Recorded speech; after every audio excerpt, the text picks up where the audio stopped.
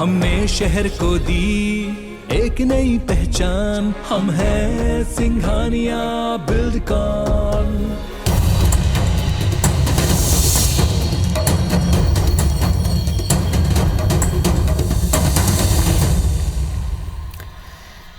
नमस्कार, स्वागत है आप सभी का। आप देख रहे हैं IBC 24 खबरों के साथ मैं हूं ज्योति सिंह। बुलेटिन की शुरुआत करेंगे इस वक्त की बड़ी खबर से। रायपुर से बड़ी खबर, कालीचरण केंद्रीय जेल से रिहा, 94 दिन के बाद रायपुर जेल से मिली रिहाई। महात्मा गांधी पर की थी आपत्तिजनक टिप्पणी, रायपुर पुलिस ने खजुराहो से किया था गिरफ्तार। 1 अप्रैल को हाईकोर्ट से मिली थी जमानत। तो बड़ी खबर, कालीचरण केंद्रीय जेल से रिहा, 94 दिन के बाद जेल से रिहाई मिली है।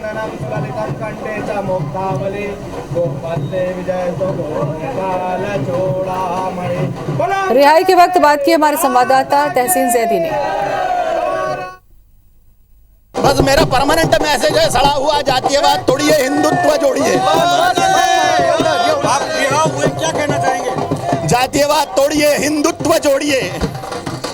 देखिए, आप अब आगे क्या कदम रहेगा आपका?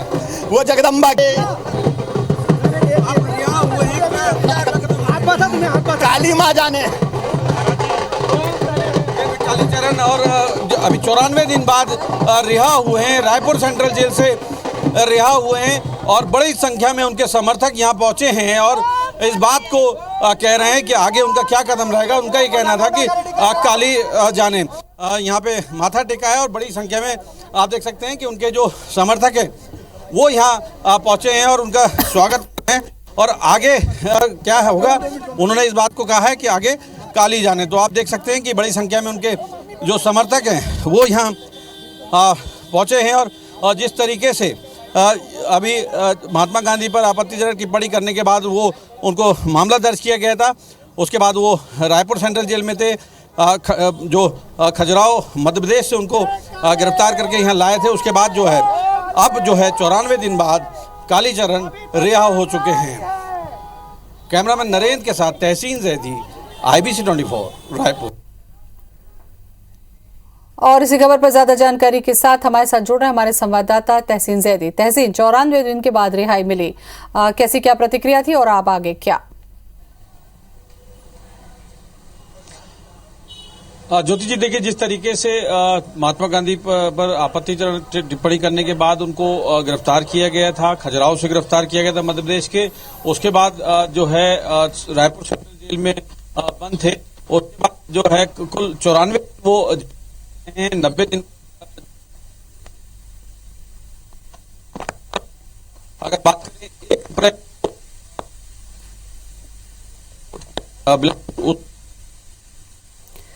तो 94 दिन के बाद कालीचरण जेल से रिहा हो गए हैं। 1 अप्रैल को हाईकोर्ट से जमानत मिली थी। बड़ी संख्या में समर्थक यहां पर पहुंचे हुए थे। समर्थकों ने क्या कुछ कहा, ये भी दिखाते हैं। आज उनकी बेल हुई है। हिंदू समाज के लोग हैं, हम लोगों बहुत खुश हैं। भारत माता की जय, ओम काली जय काली। एक उत्साह का विषय है। इतने समय के बाद कोई संत बाहर आया है और सब अपने अपने विचारधाराओं को रखते हैं और हम लोग भी उसी के लिए आए हैं। बहुत आनंदित का माहौल है, बड़ा ही आनंद आ रहा है। नवरात्रि के पावन पर्व पर जो है कालीचरण जी महाराज बाहर आए हैं। बहुत उत्साह का मौका है, बढ़िया आनंद लग रहा है हम लोगों को। तो 94 दिन के बाद जेल से रिहाई मिली है और 1 अप्रैल को हाईकोर्ट से जमानत मिल गई थी। बड़ी संख्या में कालीचरण के समर्थक भी वहां पर पहुंचे हुए थे और जिस तरीके से हमारे संवाददाता ने सवाल पूछा, और इसी खबर पर हमारे साथ हमारे संवाददाता तहसीन बने हुए हैं। तहसीन, आपके सवाल के जवाब में उन्होंने जो कहा कि जगदम्बा जाने, काली माँ जाने, क्या समझे इसे? देखिए, जिस तरीके से कालीचरण 94 दिन बाद आज रिहा हुए हैं, रिहा होने के बाद बड़ी संख्या में उनके समर्थक जो थे रायपुर सेंट्रल जेल पहुंचे थे। वो सबसे पहले जो रायपुर सेंट्रल जेल परिसर में मां चामुंडा मंदिर है वहां गए। वहां जाने के बाद उन्होंने मत्था टेका, माता का आशीर्वाद लिया। उसके बाद बाहर आए। बाहर आने के बाद बड़ी संख्या में उनके जो समर्थक थे उन्होंने काफी उनका स्वागत किया, गले मिले। और उसके बाद जब IBC 24 ने उनसे बात की कि आप 94 दिन से जेल में थे, तो उन्होंने बोला कि मां जगदम्बा की कृपा है, वो जाने। उसके बाद जिस तरीके से उनसे आगे की रणनीति के लिए अगर बात की उनसे, तो उन्होंने ये कहा कि आगे जो है वो काली जाने। तो इतना सिर्फ उन्होंने कहा है और कहने के बाद वो कार में बैठे और समर्थकों के साथ सीधे नीलकंठेश्वर मंदिर जो है स्टेशन रोड पे वहां रवाना हुए हैं। अभी भी वहां पे उनके जो समर्थक हैं बड़ी संख्या में वहां पहुंचे हैं और ढोल नगाड़े लेके वहां पहुंचे और काफी खुश थे उनके जो समर्थक हैं, क्योंकि यहां बता दें कि महात्मा गांधी पर आपत्तिजनक टिप्पणी उनके द्वारा धर्म संसद जो रामा भाटा ग्राउंड में हुई थी, धर्म संसद, उसमें उन्होंने आपत्तिजनक टिप्पणी उसमें की थी। उसके बाद उनके खिलाफ टिकरापारा थाना में राजद्रोह समेत अन्य धाराओं में मामला दर्ज किया गया था। उसके बाद जो है उनके लिए एक विशेष टीम उनकी गिरफ्तारी के लिए घूम रही थी। उसके बाद वो खजुराहो मध्य प्रदेश से उनको गिरफ्तार करके 30 दिसंबर 2021 को यहाँ रायपुर लेके आई थी। उसके बाद से वो लगातार जो है रायपुर सेंट्रल जेल में बंद थे। उसके बाद जो है 1 अप्रैल को जो बिलासपुर हाई कोर्ट है उनके द्वारा जो है उनको जमानत दी गई। उसके बाद लेकिन उसके बाद भी कुछ पेच फंसा था, क्योंकि महाराष्ट्र से जो मामला था उसमें जमानत उनको मिली जरूर थी, लेकिन दस्तावेज उनको नहीं आ पाए थे। आज जेल प्रशासन को वो दस्तावेज मिले हैं, तो आज वो शाम को करीब 7:30 बजे के आसपास वो जेल से बाहर आए। और जैसे ही बाहर आए हैं तो बड़ी संख्या में उनके जो उनके समर्थक थे वो वहां पहुंचे हैं। उनको संभालने के लिए बड़ी संख्या में पुलिस बल और जेल प्रशासन के जो जवान थे वहां तैनात थे। उसके बाद वो बाहर आए। बाहर आने के बाद सभी जो उनके समर्थक थे उनसे मिले हैं, उनको आशीर्वाद दिया है, गले मिले हैं। उसके बाद वो वहां से रवाना हो गए। तो कुल मिला के कह सकते हैं कि एक बड़ी खबर ये निकल के आई है कि 94 दिन बाद जो कालीचरण हैं वो रिहा हो चुके हैं। जी चलिए, बहुत बहुत शुक्रिया तहसीन जानकारी के लिए। एक और बड़ी खबर इस वक्त खैरागढ़ से। मंत्री अमरजीत भगत की बिगड़ी है तबीयत। खैरागढ़ में चुनाव प्रचार के दौरान तबीयत बिगड़ी है। डॉक्टरों ने कुछ दिन आराम करने की सलाह दी है। तो बड़ी खबर इस वक्त, मंत्री अमरजीत की तबीयत बिगड़ी खैरागढ़ में लगातार चुनाव प्रचार करने के दौरान। तो डॉक्टरों ने आराम करने की सलाह दी है। राजेश मिश्रा हमारे साथ में जुड़ चुके हैं। राजेश, जानकारी दें, क्या अपडेट है तबीयत को लेकर? देखिए, सबसे पहले मैं बता दूं कि जो खाद्य मंत्री अमरजीत भगत हैं वो जिले के प्रभारी मंत्री, राजनांदगांव जिले के प्रभारी मंत्री, चुनाव संचालन समिति में भी हैं और लगातार वो खैरागढ़ का दौरा कर रहे थे, चुनाव प्रचार की कमान संभाले हुए थे। आज भी वो रूटीन की तरह तैयार होकर खैरागढ़ के लिए रवाना होने जा रहे थे। तभी अचानक उनकी तबीयत बिगड़ी और फिर डॉक्टरों को बुलाया गया। डॉक्टरों ने जब उनका परीक्षण किया गया तो पता चला डिहाइड्रेशन का शिकार हुए हैं, क्योंकि नवरात्र चल रही है। नवरात्र में वो बीमार भी थे और इस दौरान काफी भागदौड़ की वजह से उनकी तबीयत बिगड़ी है और फिलहाल उनको प्राइवेट जो हॉस्पिटल हैं, जो डॉक्टर्स हैं, वो उनका इलाज कर रहे हैं। डॉक्टरों ने उनको फिलहाल आराम करने की सलाह दी है। खतरे की कोई स्थिति नहीं है, मगर डॉक्टरों ने कहा है कि 2-4 दिन उनको बेड रेस्ट करना होगा, क्योंकि तबीयत खराब हुई थी, डिहाइड्रेशन उनको हुआ था और इसकी वजह से उनकी तबीयत खराब हुई थी। चलिए, बहुत बहुत शुक्रिया आपका राजेश जानकारी के लिए। खैरागढ़ में कहने को तो उपचुनाव है और इसके हार जीत की से सरकार की सेहत पर कोई फर्क नहीं पड़ेगा, लेकिन बीजेपी और कांग्रेस को जीत से कम कुछ भी मंजूर नहीं। कांग्रेस ने खैरागढ़ की जनता से वादा किया है कि अगर कांग्रेस प्रत्याशी जीतते हैं तो 24 घंटे के भीतर खैरागढ़ जिला बनेगा। दूसरी ओर बीजेपी भी खैरागढ़ के गढ़ को जीतने के तमाम पैतरे और चालें चल रही है। खैरागढ़ भारतीय जनता पार्टी ने अपनी हार मान ली है।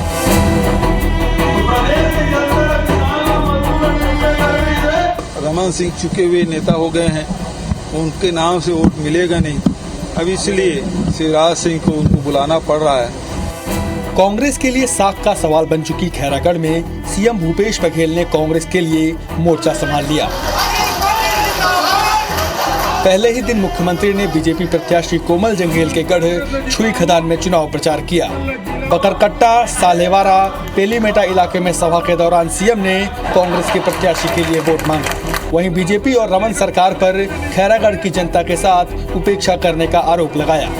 बकरकट्टा बगल में है, वहाँ एक बार 15 साल में एक बार आए नहीं।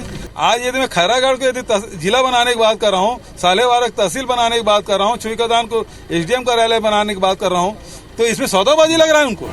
कांग्रेस के लिए मुख्यमंत्री के अलावा 40 से ज्यादा विधायक खैरागढ़ के चुनावी मैदान में डटे हुए हैं, जो सरकार के 3 साल की उपलब्धियों और कांग्रेस के घोषणा पत्र को लेकर जनता के बीच पहुंच रहे हैं। कांग्रेस ने वादा किया है कि अगर यशोदा वर्मा जीतती हैं तो 24 घंटे के अंदर खैरागढ़ जिला बनेगा।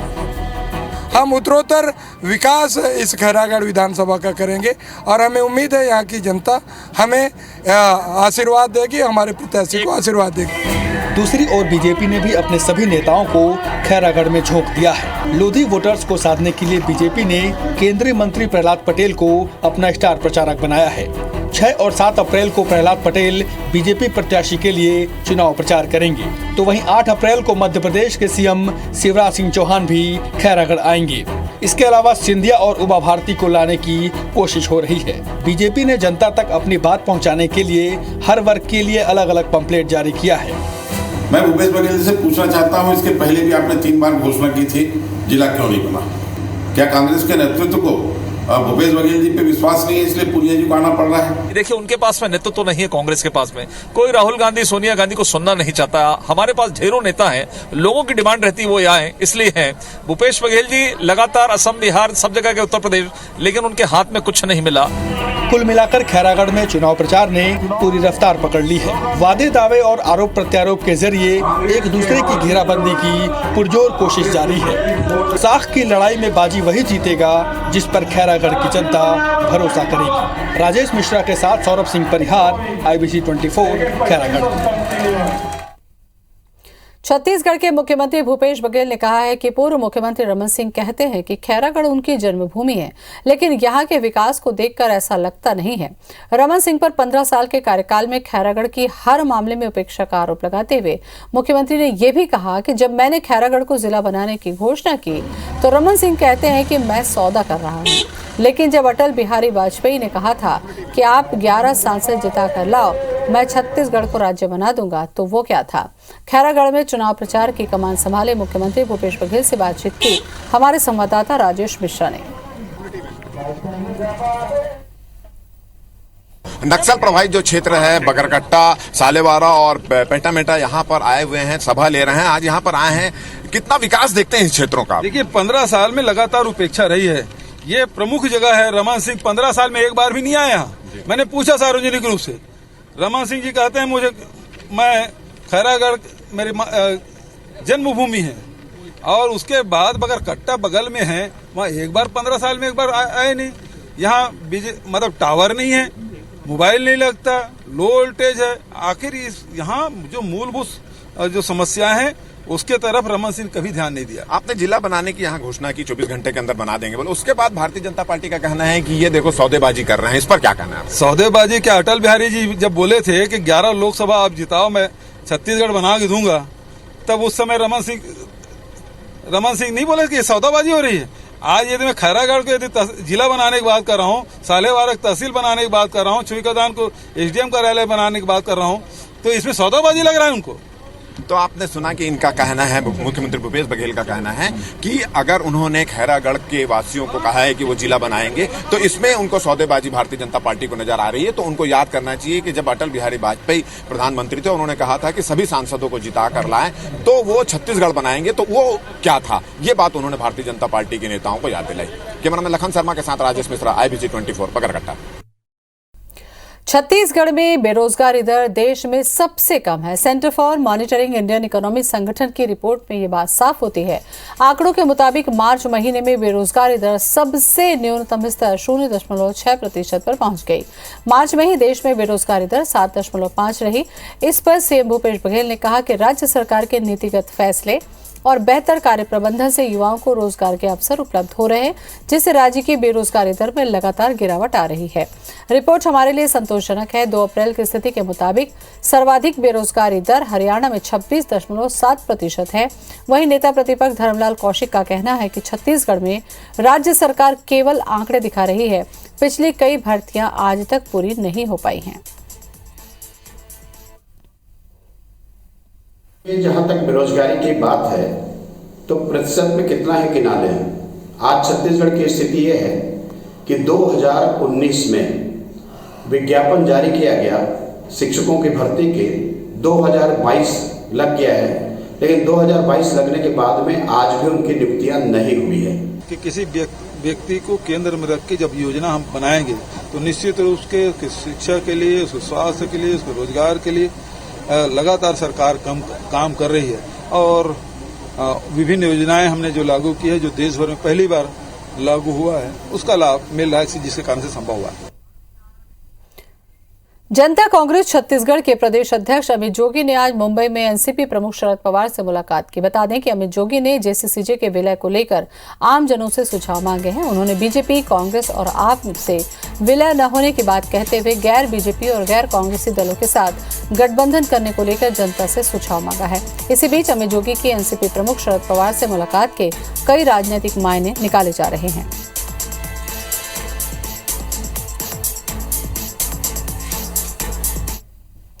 और अब खबर बलरामपुर से, जहां पर नगर पालिका अध्यक्ष के खिलाफ लगाए गए अविश्वास प्रस्ताव को लेकर आज फ्लोर टेस्ट हुआ, जो कि पास हो गया। मौजूदा 14 पार्षदों ने अध्यक्ष गोविंद नाम के खिलाफ अविश्वास प्रस्ताव लाया था, जिसके बाद फ्लोर टेस्ट हुआ। सभी पार्षदों ने अध्यक्ष के खिलाफ वोट दिया। वहीं बिलाईगढ़ में भी नगर पंचायत अध्यक्ष द्वारका देवांगन के खिलाफ अविश्वास प्रस्ताव पास हो गया। 15 पार्षदों में से 13 पार्षदों ने अविश्वास प्रस्ताव के पक्ष में वोट दिया।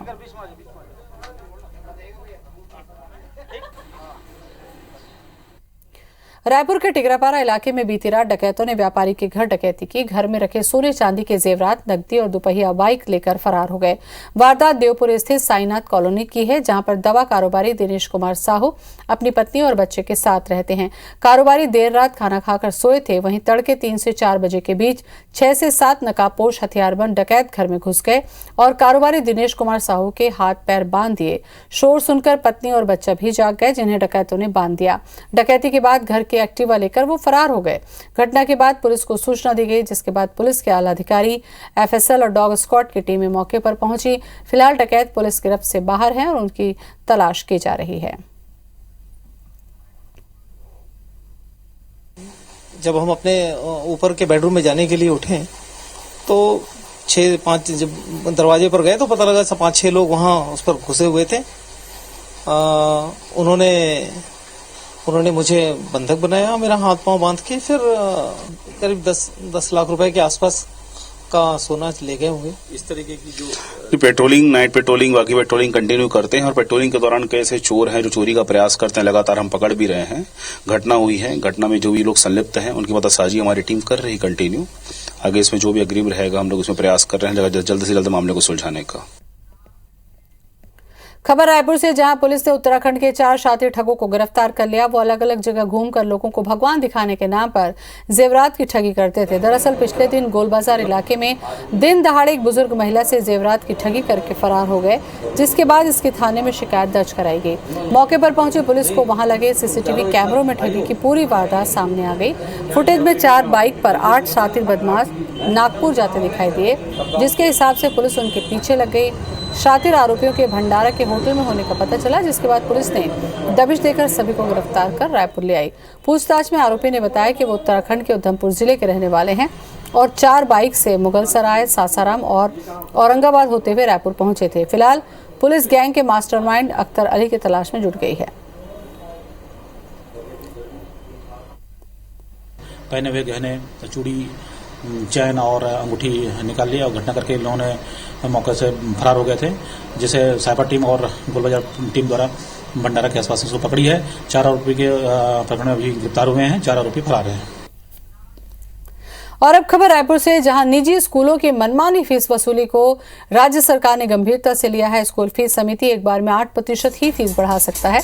स्कूल शिक्षा विभाग ने सभी जिला कलेक्टरों को निर्देश जारी कर स्कूलों पर कड़ी कार्रवाई के निर्देश दिए। इस निर्देश के मुताबिक छत्तीसगढ़ अशासकीय विद्यालय फीस विनिमय अधिनियम 2020 के प्रावधानों का कड़ाई से पालन सुनिश्चित करने के लिए कहा गया है। साथ ही कलेक्टरों को अपने जिले के सभी निजी स्कूलों की फीस जानकारी लेकर अधिनियम के प्रावधानों के मुताबिक कार्रवाई करने को कहा गया है। दरअसल कई निजी स्कूलों ने मनमाने तरीके से फीस बढ़ाई है, जिसकी वजह से पेरेंट्स को परेशानी होती है। मामले की गंभीरता को देखते हुए स्कूल शिक्षा विभाग ने तत्काल स्कूलों के इस मनमानी पर रोक लगाने के निर्देश कलेक्टरों को दिए हैं।